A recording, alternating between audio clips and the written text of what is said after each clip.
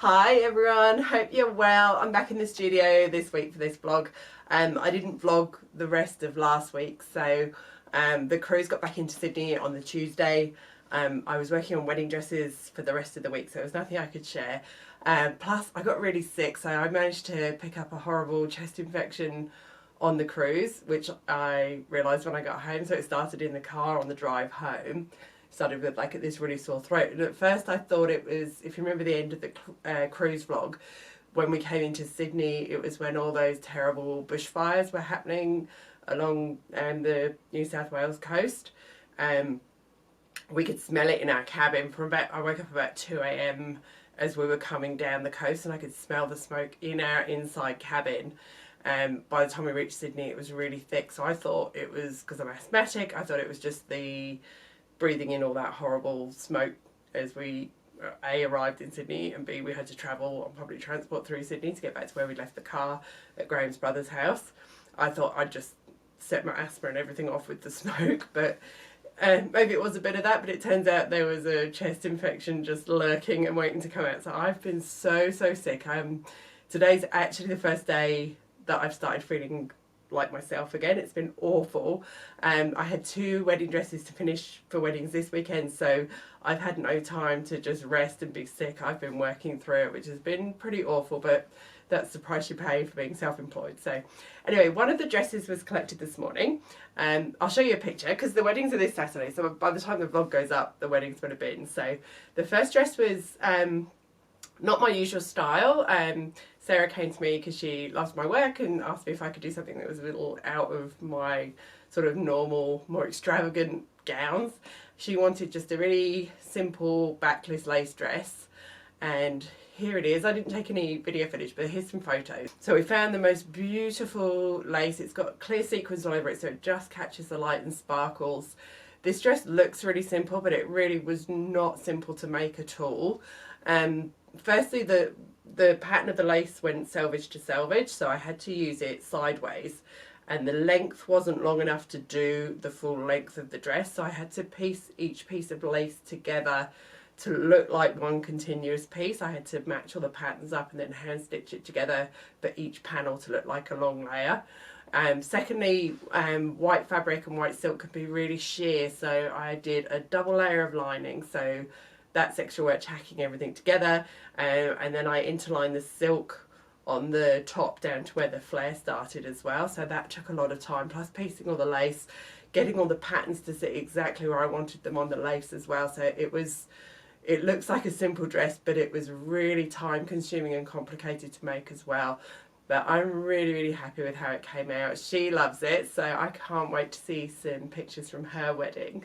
Expanding on that and how white dresses are often like more layers. I often see people online going, oh, I saw this dress and it's a bridesmaid's dress, but if I order it in white, it's going to be lots of extra money. And sometimes there is a wedding tax, and suppliers do bump up the price of something if it goes into white and ivory, because suddenly they go, oh, it's a wedding dress now, it's not a bridesmaid's dress. But on the flip side, often there is a lot more work involved in making the same dress in white, because it is so sheer, because you need extra layers, because you need extra interlinings in it, so you've got extra time and extra materials involved with that.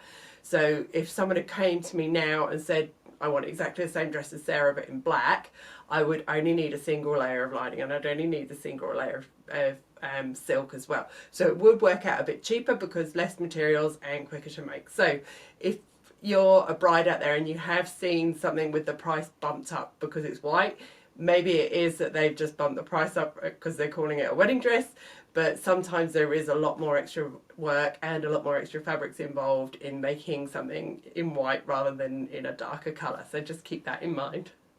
So then the second dress I had to finish, this was mostly done, the dress was all finished, the cape veil was made. It was just a bit of hand sewing on the appliques and the beading that I had to finish this week. So that wasn't nearly as involved as Sarah's dress, so time-wise, while I've been sick. So Flick's dress, okay, I move this back. So this was a dress that Flick picked up secondhand online. It actually had the most hideous gold like beading and appliques on it. They were like that really yellow gold. It was just awful. So we took all that off.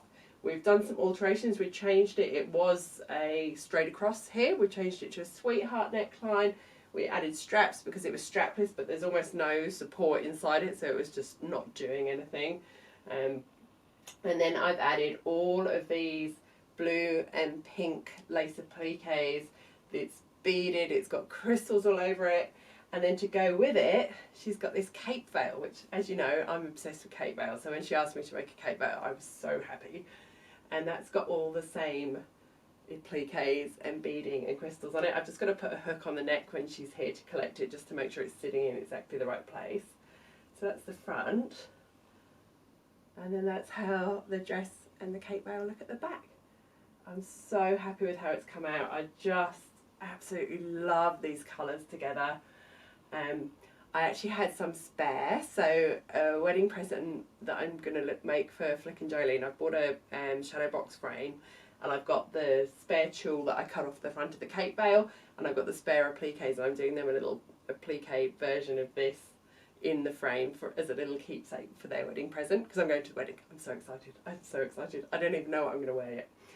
So this is a Flick's dress and cape veil, and she'll be here to pick that up, oh my god, within about half an hour, I think. So that's it. So that's my second dress for this weekend being picked up today. Tomorrow I have to start work on a dress that has to be picked up next week, and then the weekend it's the wedding. So Flick's been and collected her dress. We just popped it on and put a couple of, I ended up using 2 clear press studs on the neck, and then I just put another leaf on just to hide them, so that's going to hold it really securely. I was worried that the cape veil might pull backwards off her shoulders, but the way I shaped it, it sat really nicely, and as she walked the tulle dragged, but that part didn't. So I'm really pleased with that. So she's very happy, and I can't wait to see it all come together at the wedding on Saturday. That's me done for the day. Sewing wise, I've been editing the cruise vlog, and I've still got a bit of work to do on that, so I'm going to go back to that now. I was hoping to get it up tonight, but my laptop just keeps crashing. I need a new laptop basically.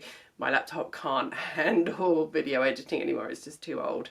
And every time the video editing software doesn't update, it gets worse and worse and worse. So I need to maybe have an open studio so I can fund a new laptop. So I might check my diary and sort that out.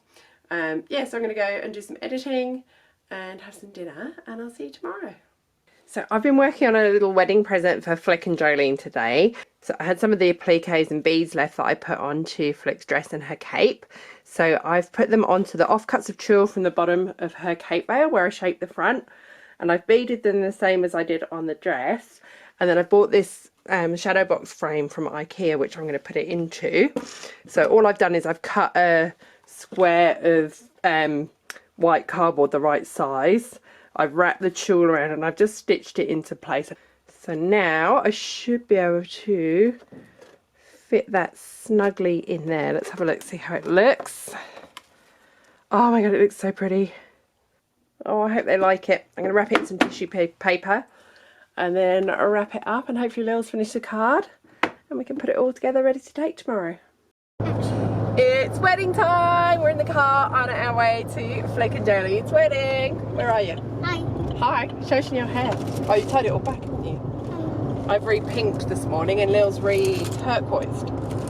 Super cute. Yes, it's turquoise. It's very turquoise. Cool. So we're heading to Glebe Park and we've got about half an hour before the ceremony starts.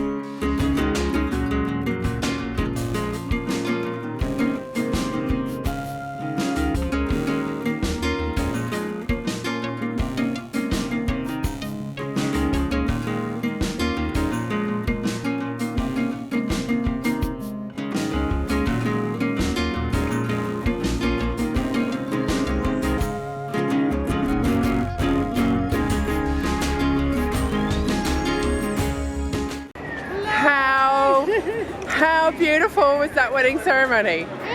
Oh my god, we laughed, we cried. It was just, oh, it was just gorgeous.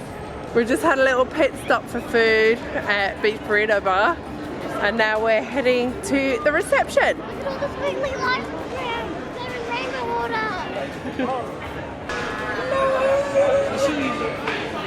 We love love! We do love love. Oh my god, it was beautiful. It's still beautiful, there's still more to go. Morning. Flick and Jolene's wedding yesterday was just perfect. It's just, oh my god, it just has to be one of the best weddings I've ever been to. The love between those two is just incredible. They were just meant to be together. I think they're just both fabulous humans, and it was so good to be part of their celebration. The day itself was amazing. The park was just the perfect choice, and we moved from the ceremony to under the trees where we had drinks and entertained by Jazida and her amazing fan dancing troupe. Then we sort of hung around, they did the speeches there as well, which was really nice. Then we popped to Beach Burrito quickly just to get a bit of food. Then from Beach Burrito we went to the reception, which had all their performer friends doing performances for them. Thank you, Flick and Jolene, for inviting me and Graham and Lily to be part of your magical wedding day. We just absolutely loved it. We laughed, we cried, and we were just so happy that we could be there to celebrate with you. I met some amazing people too. What an incredible bunch of friends that you have that were there. So thank you for including me. I loved it, absolutely loved it. And I love creating Flick's dress and cape too. So anyway, I might give you a garden tour. I haven't done a garden tour in a while. So, and then I'm going to spend the rest of today just relaxing, and it's a beautiful day, so hopefully get a bit of sunshine. But yeah, I'll take you around and give you a little tour of my garden and show you how all my veggies are coming along. My hedge needs a trim. It's looking a bit wild at the minute, so let's start in this corner. So these flowers are coming along nicely. This is just to add some colour to the patio. Nothing edible there, just some pretty bright colours. You know I love colour. So then over here by the cat run, we've put in some lavender to attract more bees. And because the cat run's really ugly, we're trying to find ways to hide it. So I've actually put some strawberry pots on the side. They're doing really well, so hopefully they'll start producing some good strawberries soon. These are just from Bunnings. Graham's just put them on with cable ties, but they're self-watering ones, so there's a lot of water in the bottom. We've got the tank here, which we use tank water, and we recycle the water from our air conditioning system into the tank, so that's what we use to water the garden with. Then this is Lil's little garden bed. She's got a nice mixture of flowers and veggies in there. She's got basil and radishes, and that one in the middle is a capsicum that's got a flower on, so hopefully we should get some capsicums growing on there soon. This one is, yeah, the chickens. So this one's a mixture of flowers, and all the ones in the middle row there are jalapenos. So then we've got melons and pumpkins starting off over here. They're doing really well. Tomatoes, they're coming along. We should have our first tomatoes soon. There's flowers on the cucumber, so that we should get them soon. The peas are doing really well. Won't be long till we're eating peas. The potatoes have started dying off. We've actually dug up our first potatoes recently. They were delicious. There's snow peas on here. Lil's picking them fresh and just eating them every day. And the zucchinis have got flowers on, so it won't be long till we've got zucchinis as well. So yeah, everything's doing really, really well. We've been eating lettuce and snow peas pretty much every day. More strawberries there too. Hey girls! There's the chickens thinking I've got something for them. And we've got some apples on the apple tree too, so I'm hoping they stay. This is the first time it's really fruited. It's the first time it's sort of been big enough to fruit. And the fig tree's grown loads. Yeah, it's looking really nice out here. Cool, so that's where the garden's up to. This is probably the most amount of veggies and fruit we've had planted at one time ever. It's growing every year, which is great, so can't wait to eat all our delicious things. So I'm going to go and chill out. Thanks for watching, and I'll see you next week.